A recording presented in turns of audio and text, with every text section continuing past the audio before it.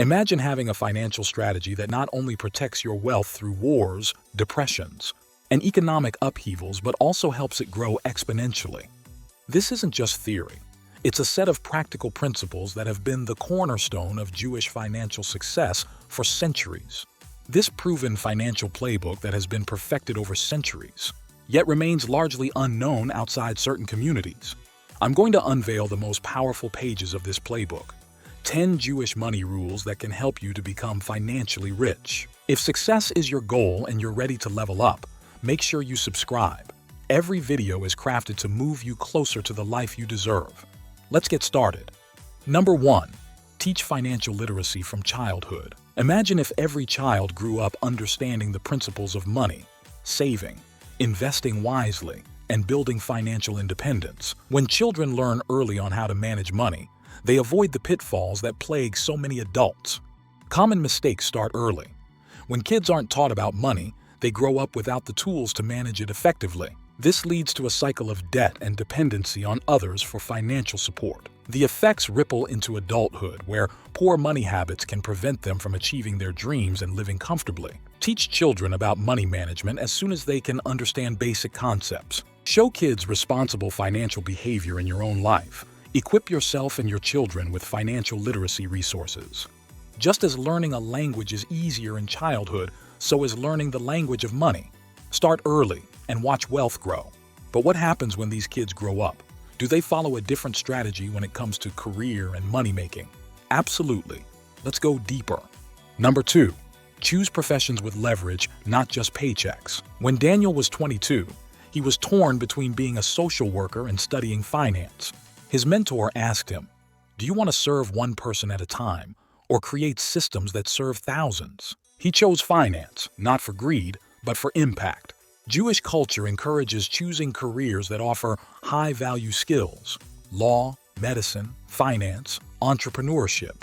The goal isn't just income, it's leverage. 80% of millionaires are in fields where their decisions can impact hundreds or thousands of people, not just one-on-one roles. Pick a field where your time can scale: consulting, tech, licensing, real estate, product creation. If your income is tied directly to your hours, how will you ever buy back your freedom? Don't chase job titles, chase leverage. Number 3. Nurture entrepreneurial spirit and family businesses. What if your family dinner table was also a training ground for entrepreneurship? That's how many Jewish families operate. They don't just raise children, they raise future CEOs. In the world of Jewish money rules that will make you rich, this one's a gold mine. Nurture business skills at home, and you don't just create wealth, you create dynasties. This isn't just about owning a shop. It's about transferring skills, confidence, and mindset from one generation to the next. Let's take example. Dad who owns a small car repair shop brings his teenage son every weekend, not just to hand over tools, but to explain pricing, customer service, and profit margins. Or a mom who helps her daughter start a small baking business from home. These aren't hobbies. These are training grounds. Giving your child a job is like feeding them for a day. Teaching them how to build a business, that's feeding generations. But how do these communities protect and grow these income streams? The secret lies in the next principle, one that's ancient yet shockingly underused today. Prioritize ownership over employment. Jewish communities often focus on ownership of property, businesses, copyrights. Ownership is permanent. Employment is borrowed time. According to Pew Research, Jewish Americans have one of the highest business ownership rates in the U.S. Own something that grows while you sleep.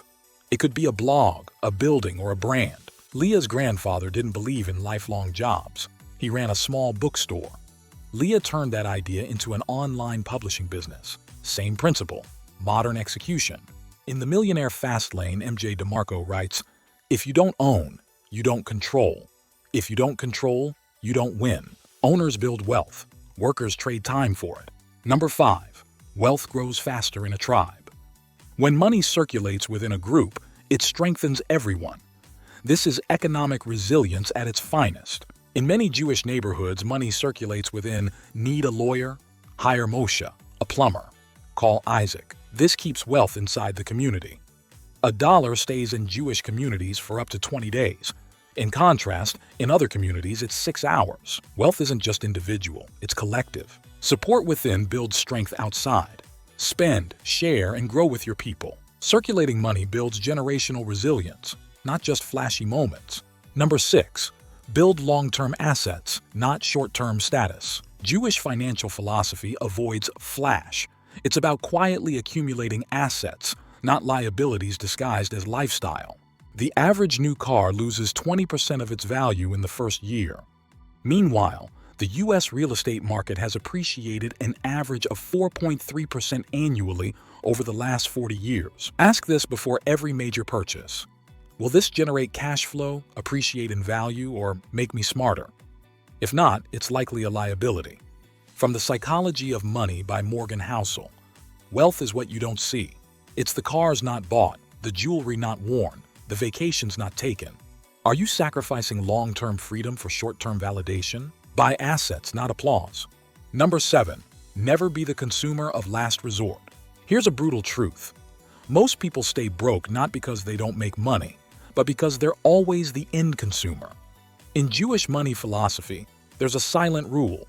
Never be the last stop in the money chain. That means don't just spend, own the thing others spend on. The more you consume without producing, the more you feed someone else's empire instead of building your own. Ben Francis, founder of Gymshark, started as a consumer of fitness gear. But he saw the gap and flipped roles, from buyer to creator. Today, his brand is worth over $1.4 billion. He didn't just wear the brand, he became the brand. If you're always buying, someone else is always winning. Every obsession is a business opportunity. If you look deeper, being a consumer is like paying rent to someone else's dream. Being a creator, that's owning the building. Number 8. Don't just work for money. Learn how money works. Most people stay poor, not because of lack of income, but because of lack of insight. One of the most powerful Jewish money rules is this: invest in knowledge before you invest in anything else. Education isn't just about degrees. It's about financial intelligence, market awareness, business sense, the skills that quietly build empires. Jewish families are known to spend heavily on books, tutors, and wisdom-rich conversations at the dinner table. Why? Because they know, if you grow the mind, the money will follow. In The Millionaire Fastlane, MJ DeMarco writes, "If you're not willing to learn, no money system will ever save you." Now here's the big mistake people make. They spend thousands on phones, clothes, and vacations, but won't spend $20 on a course that could change their income forever. They think learning ends with school. Wrong. When you invest in your mind, your pockets eventually catch up. Learning isn't an expense. It's the highest ROI investment you'll ever make. Money fades, but knowledge, that's compound interest for the soul, and it never goes broke. The most powerful Jewish money rule isn't on paper. It's in the home, in conversations, and in how financial wisdom is passed down like an heirloom. It's about being resilient, smart, strategic, and above all, intentional. I'm dedicated to helping you achieve financial freedom through right knowledge. If this video resonated with you, like it, share it with your loved ones, and subscribe for more wisdom.